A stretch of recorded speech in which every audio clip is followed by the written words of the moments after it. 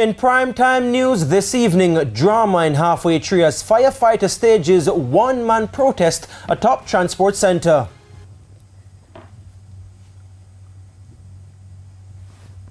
JPS says non-functioning street lights in 11 corridors not its responsibility. And later, immigration officers to resume duties tonight.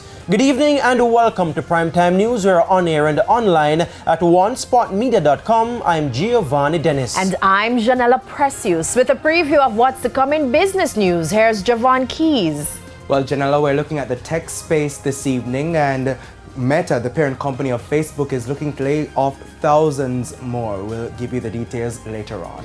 And Spencer Darlington is also here with a preview of what's to come in sports. Spencer. Thank you very much, Giovanni. Well, the Reggae Boys are getting ready to kick off against Trinidad and Tobago Soca Warriors just about now at the National Stadium.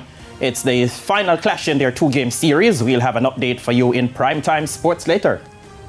And I was so happy today because I felt Rain. Yes. So, will there be more rain in the forecast? Romain with a preview. Thanks so much, Janella. Yes, there could be some more showers across the area tomorrow, especially in the afternoon across the east, but we are expecting some showers across the west as well. I'll have more details later. There's also sports commentary and E-Prime in this newscast, but before the break, the feedback question. This evening we're asking, what are your views on the action taken by the Jamaica Fire Brigade Sergeant who protested atop the Halfway Tree Transport Center today? You can share comments online, facebook.com/television Jamaica, and tweet us at televisionjam1. Please stay with us. Primetime News returns right after this break.